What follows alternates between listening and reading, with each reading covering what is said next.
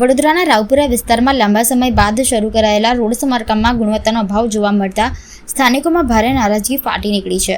Ward number 7માં આવતા પટની મોહલ્લો, રાવપુરા અને શિયાપુરા police station પાછળના વિસ્તારોમાં વર્ષોથી રસ્તાની કરુણ સ્થિતિના કારણે લોકો વધતી મુશ્કેલીઓનો સામનો કરી રહ્યા છે। ટેક્સ ભરતા નાગરિકોને ખાડા રહિત રસ્તા જેવી મૂળભૂત સુવિધા પણ મળી રહી નથી। સ્થાનિકોના જણાવ્યા પ્રમાણે ઘણા વર્ષોથી અવગણાયેલી આ રોડની કામગીરી કોર્પોરેશન દ્વારા હાથ ધરાઈ હતી, પરંતુ કામ અધૂરું અને તકલાદી રીતે કરવામાં આવ્યું છે। વિસ્તારમાં અડધો જ રોડ બનાવવામાં આવ્યો છે, જ્યારે બાકીનો ભાગ યથાવત ખરાબ હાલતમાં છે। બનાવેલા ભાગમાં પણ ગુણવત્તાનો અભાવ જોવા મળી રહ્યો છે, તેમજ ગટરના ભાગે પણ નબળી ગુણવત્તાની કામગીરી દેખાઈ રહી છે। સ્થાનિકોએ પ્રશ્ન ઉઠાવ્યો છે કે જ્યારે ડિગ્રીધારી ભણેલા અધિકારીઓ અને સત્તાધીશો હોવા છતાં ગુણવત્તાવાળી કામગીરી નહીં થાય તો નગરજનોના હિતો કોણ સાચવશે? તંત્રની બેદરકારી અને કોન્ટ્રાક્ટરના પ્રતાપે થતી નબળી કામગીરી સામે લોકોમાં રોષ ફેલાયો છે અને તાત્કાલિક ગુણવત્તાસભર કામની માંગણી ઉઠી છે। આ વડીવાડી પટની મોહલ્લો રાવપુરા વિસ્તારમાં આવે છે।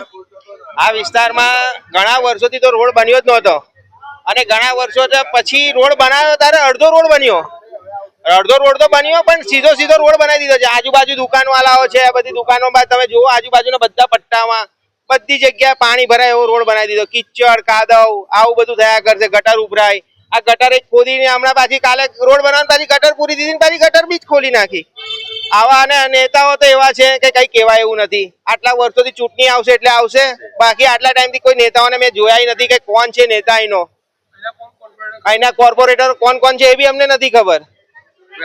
કોઈ અત્યાર સુધી આયા જ નથી અને આ પબ્લિક ના પૈસા ખોટું વેરફાર થઈ રહ્યું છે।